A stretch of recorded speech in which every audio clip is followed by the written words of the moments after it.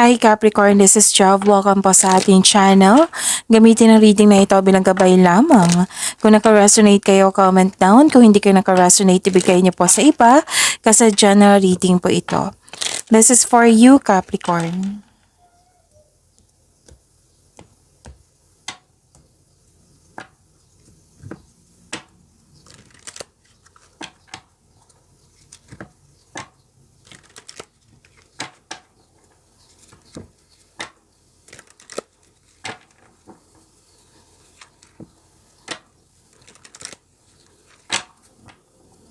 Para po ito sa iyo, Capricorn.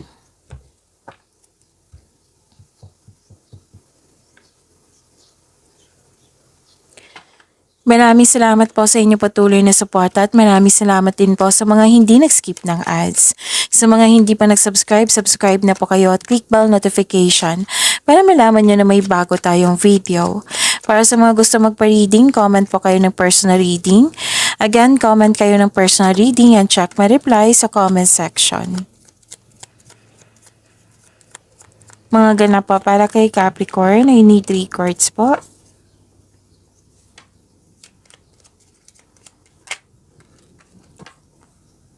May nakita kong promises dito. Magkaroon ng deal, nagkaroon ng agreement, commitment, pwedeng signing of contract to. Parating dong lumalabas sa inyo, Capricorn, but different card. Na yung may usapin recording sa marriage contract, may kasal, ikakasal, proposal, engagement, bagong pasok sa relasyon, nagkasundo. So may malaking influence ng isang babae sa araw na ito, Capricorn. Mukhang may travel kayo ngayon, may nakaset na yung schedule for travel or literal na may travel kayo ngayon, pwedeng may lakad kayo ngayon or bibigyan mo na ng action yung matagal mo ng plano.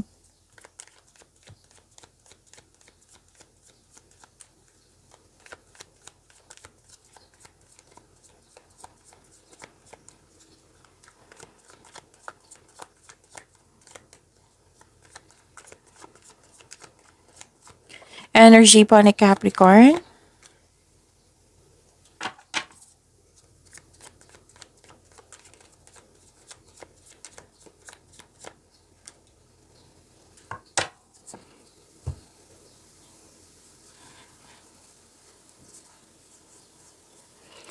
Okay, so kung may narinig kayo or may nakita kayong repeating message, meaning to say, pinupush ng cards niyo po. Like for example, nanood kayo sa isang video at sa video natin ngayon, tapos may napansin kayo na repeating message, yan po yung pinupush ng cards niyo na po na kailangan yung bigyan ng atensyon, solusyon at aksyon kung maaari po. So ano yung energy ni Capricorn?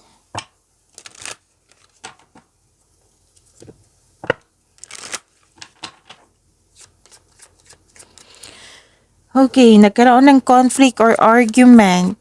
May pagkawala, paninirang puri or panulokong makakanap. So, sana'y ma-overcome niyo po ito. Or mag-ingat kayo sa mga sinasabi at ginagawa. Nagkaroon kasi ng pagtatalo dito or pag-aaway sa isang koneksyon sa isang tao. Marahil sa relasyon to. Okay, dito mo makilala ang sarili mo kung paano ka mag-handle na ganitong sitwasyon. At dito mo rin malalaman kung right time na bang mag-walk away. Nagkaroon ng conflict, oo. Kailangan ng pag-uusap dito. I-address mo yung hurt feelings. Kasi may naging toxic dito na concern mo.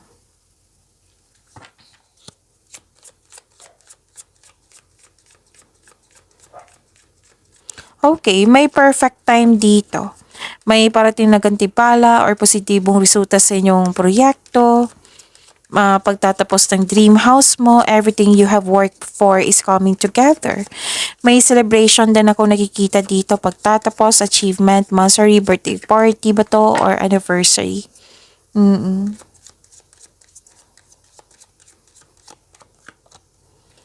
So trust your intuition, makinig kayo sa inyong intuition at magtiwala.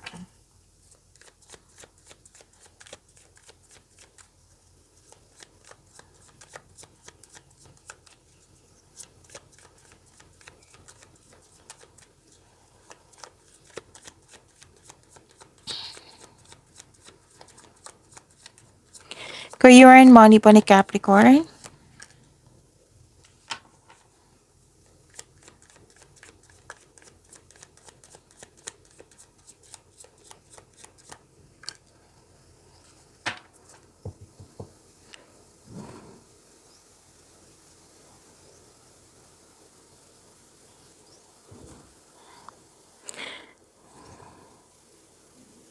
Okay. Ah, maraming ginagawa. Super busy mo, Capricorn. Makakaranas ka ng burnout na sana'y ma-overcome niyo po ito. And ask for help para hindi mo dala lahat yung gawain po. Malapit mo nang matapos yung mga ginagawa dyan na kaya soon gusto nyo kasi magbakasyon after nito. So, wag magtiwala po. Okay, matatapos nyo po ito yung mga ginagawa nyo. Basta paalala lang po ng card na huwag kayo mag-say yes na hindi naman akma sa inyong schedule. Ask for help kung nabibigitan ka na. Okay? So, pagkatapos to, matatapos mo rin yung mga ginagawa mo. Kasi may success ako nakikita dito. Happiness.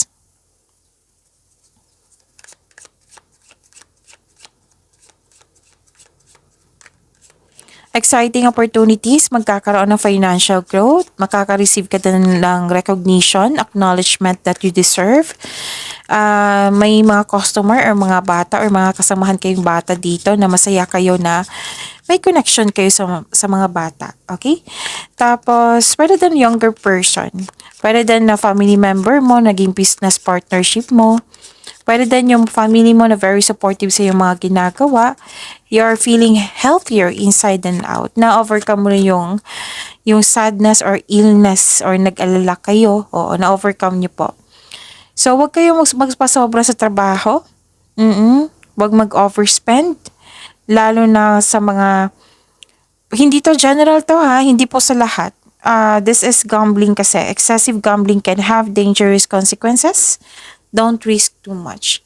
Pwede din itong hindi sa sugal, kundi kung pwede din na overspending sa trabaho, overspending sa yung binuhos mo lahat yung pera mo sa isang investment. So, control. Kailangan ng pag-control po dito. So, this is, tatlong card na po. Lumabas dito. Kunin ko na ha. Kasi gustong ipaalam sa iyo. Saglit lang po.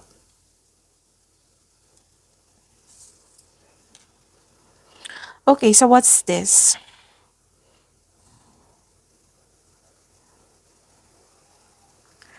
Nakikita ko dito na nagkaroon po ng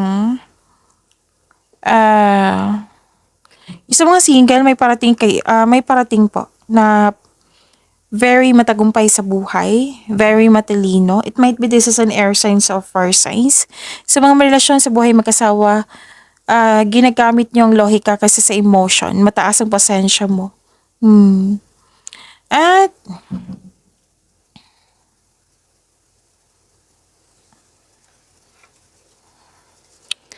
this is para sa mga relasyon sa buhay mag-asawa, strong and confident kayo sa isa't isa, compassionate din. Oo, successful sa relasyon. At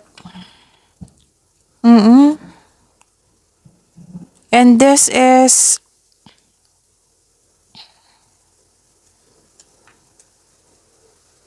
okay.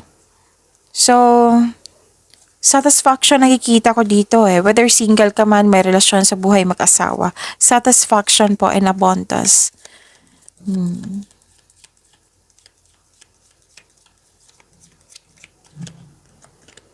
So, embrace through each other, you find the missing pieces. Pagyamanin niyo po yung blessings sa binigay sa inyo, Capricorn. See you tomorrow. Maraming salamat po.